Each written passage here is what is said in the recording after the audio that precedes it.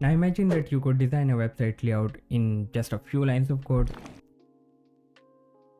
controlling both rows and columns like building blocks. Well, that is exactly what CSS Grid has to offer you. Whether it is a photo gallery, a dashboard, or a complex web layout, CSS Grid got you covered. So let's learn together. Welcome to Dev Decoded, and today we are going to explore the magic of CSS Grid, one of the most powerful tools for modern web design.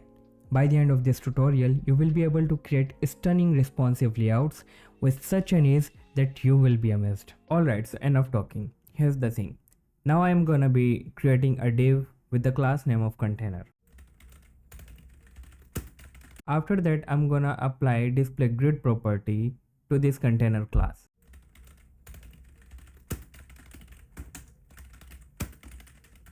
Just by doing this, you have now converted this element into a grid container. Think of this like creating the boundaries of a chessboard where you can now place your elements inside the grid squares.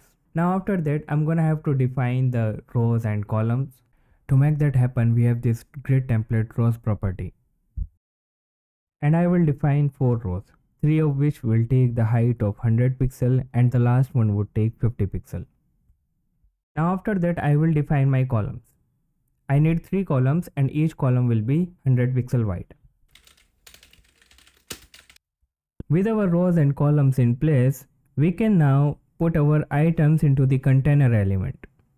But before that, I want to optimize my CSS a little bit. As you can see, we are using this 100 pixel unit 3 times both in rows and columns. We can reduce that by using the repeat method provided by the CSS itself. Now I can copy paste this method in the rows property itself. This is doing the same thing, but only now our CSS is more optimized than before. Now let's play around with the grid structure. What I want is in the remaining space I need 2 more columns which will occupy the same amount of width. How I would do that is by using the 1fr unit 2 times. But as we have already seen here that we can use the repeat method if the unit is same, repeat, and in the first parameter I will pass 2 and then 1fr. Now in the remaining space there are 2 columns occupying the same amount of remaining space. But now what I want is I want each and every column to have the equal width. So in order to do that, I will remove this extra repeat method and I will use 5 because I want 5 columns, and then I will remove this 100 pixel unit. Instead I will use the 1fr here. Now you can see that each and every column have the equal amount of width. Similarly, I need 5 rows and I will remove this 50 from here. You may have noticed that just by playing around with few properties, I have this ability to control my layout. Now let's say you want to add some grid items to your container. So I will add 5 items in my container, but by default each item will just take up one cell in our grid. But we can control exactly where and how these items are placed. Each grid cells has numbered lines, both for columns and rows. Let's say you want an item to take up multiple columns and rows. So for that we have grid column and grid rows. Now we will use these properties to position our items. So I will take first item and then I will use this property grid column and then 1 by 3. So this line tells item number 1 to start at the column number 1 and spend until the column number 3, meaning it will take up 2 columns of space. It's like making a building that takes up 2 blocks in a city grid. Similarly, we can also do the same thing for row as well. So I will just copy this grid row, paste it here and then provide the value. Now you can see our item number 1 is taking 2 columns and 2 rows of space. If that is something confusing to you, don't worry, I got you covered. If you want an item to start in one place and just span a certain number of columns or rows, you can use span. Let me give you an example. Let's suppose this item number 1, I want it to start from column number 2 and it should span across 3 columns. So this one and this item number 1 should take the space of, right? So I will remove this grid row first, and then simply I will say 2 because I want it to start from column number 2, and then how many space it should take? 3, right? So 1 2 3. Actually I will change the background color so that you can understand better, right? So 1 2 and 3. Now I want this item number 1 to start from the row number 1, and it should span across 2 rows. Grid row, and then where it should start from 1 and then span across 2. What if I do not want it to span across any columns? Instead I just want it to take its own space and still be able to change its position. So I will do one thing, I will remove this background color because we don't need it now anymore, and I will remove this span altogether, and here also I will remove this for the time being, right? So now this item number 1 is starting from the column number 2, right? But I want it to start from the row number 2 as well, so even that is possible. I will say grid row and then 2, as simple as that. Now let's try one more scenario. Both the item number 1 and item number 2 should span across 2 columns, but item number 1 should start from the row number 2 and column number 2, and item number 2 should start from the row number 2 and column number 1. Let me show you what I mean. So item number 1 span 2, okay, and then I will copy this, paste it here 2, and it should start from column number 1. Now you can see, actually let me do one thing, let me give the gap property to our container, gap of add pixels, right?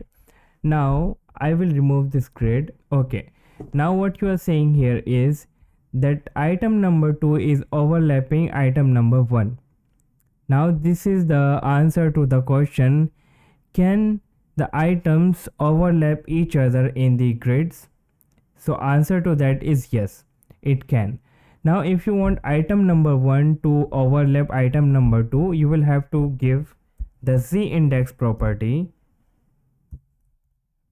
Whichever is the higher will overlap. When positioning, there is another incredibly useful feature in CSS Grid that allows you to name areas of your grid item and position content in a very intuitive way. So for this example, let me change the item 1 to header, and I will say header here. Sidebar, I will call it sidebar. Content, and I will call it main content, and then footer.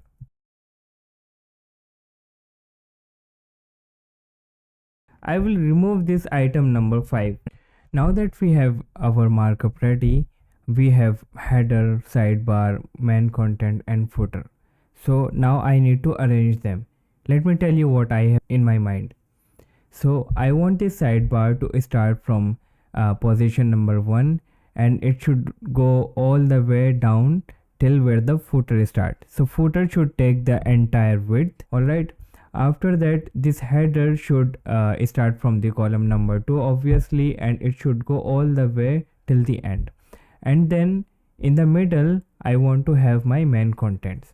So let's write the logic for this in the CSS. So I will open up my style.css file. Okay, I will have to make some tweaks in the columns and rows. So now the rows what I want is 3. I will say auto for header and 1 fr for main content, and then auto for footer. Okay, after that I will remove this one also, and here I will say 1 fr, 1 fr and 1 fr. Since we are using this, so I can put this in the repeat method. So 3 and 1 fr. After that I don't need these grid columns and grid rows, because now we are going to work in the grid areas, right? So I will remove this. Instead I will copy the name of these classes. So header, sidebar, content and footer. Paste it here, and now I will give them the grid area names like that. Grid area, and each class will have the different area name, so it's sort of the identifier. And later on in the grid template area in our container class, we will arrange them, that you will get to know in a moment.